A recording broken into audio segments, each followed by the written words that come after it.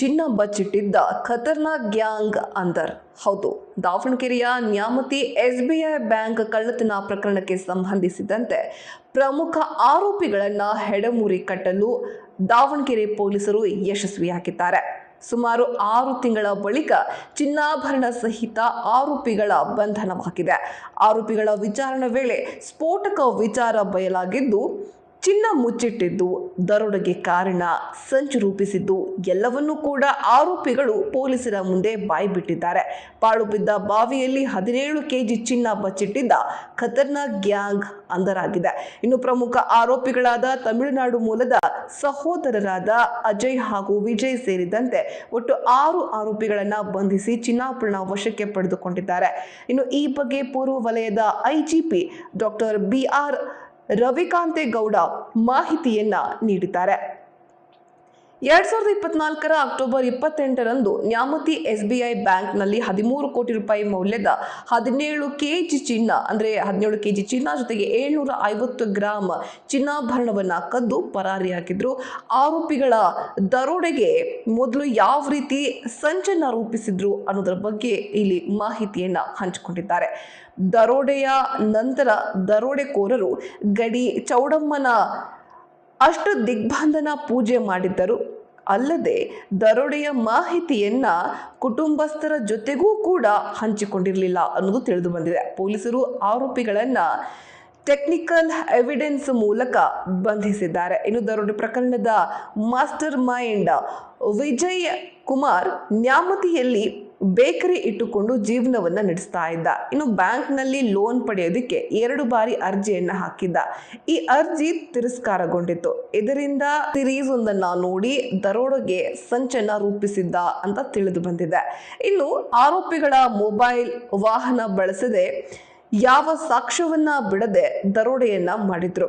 ಇನ್ನು ದರೋಡೆ ಮಾಡಿದ 17 ಕೆಜಿ ಚಿನ್ನವನ್ನ ತಮಿಳುನಾಡಿನ ಮಧುರೈನಲ್ಲಿರುವಂತಹ ತೋಟದ ಮನೆಯ ಪಾಳು ಬಿದ್ದ ಬಾವಿಯಲ್ಲಿ ಚಿನ್ನಾಭರಣವನ್ನ ಬಚ್ಚಿಟ್ಟಿದ್ರು ಅನ್ನೋ ವಿಷಯ ಬಹಿರಂಗವಾಗಿದೆ.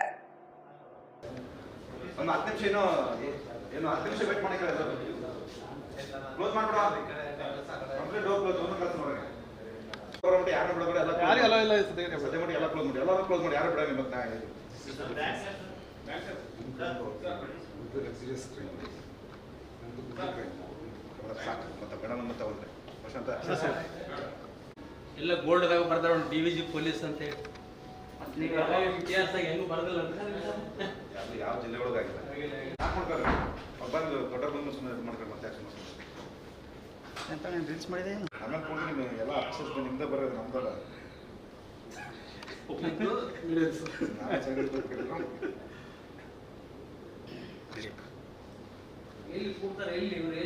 ಇಲ್ಲ ಈ ಕಡೆ ಸರ್ ಇಲ್ಲಿ ಮಾಡಿದ್ದಾರೆ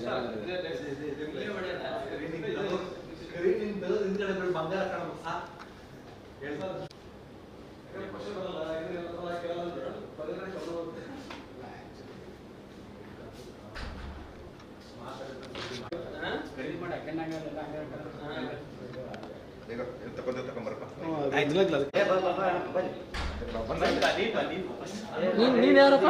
ಯಾರು ನೀವು? ಸರ್ಪ್ರೈಸ್ ನೋಡೋದು ಮೊಬೈಲ್ ನೋಡೋಣ.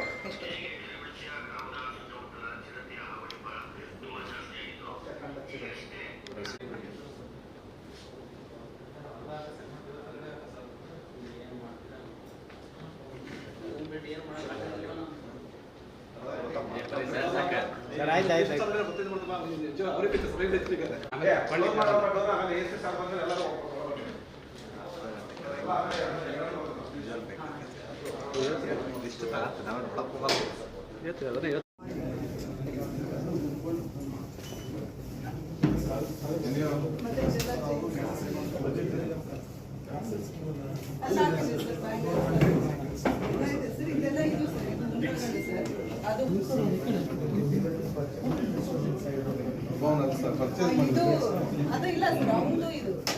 ಪರ್ಚೇಸ್ ಮಾಡಿದ್ರು ಇದೇನ್ ಕಟ್ಟಿದ್ರು ಸರ್? ಹಗ್ಗ ಇಟ್ಟು ಚೀಲ ಹಾಕಿ ಥ್ಯಾಂಕ್ ಯು ಸರ್.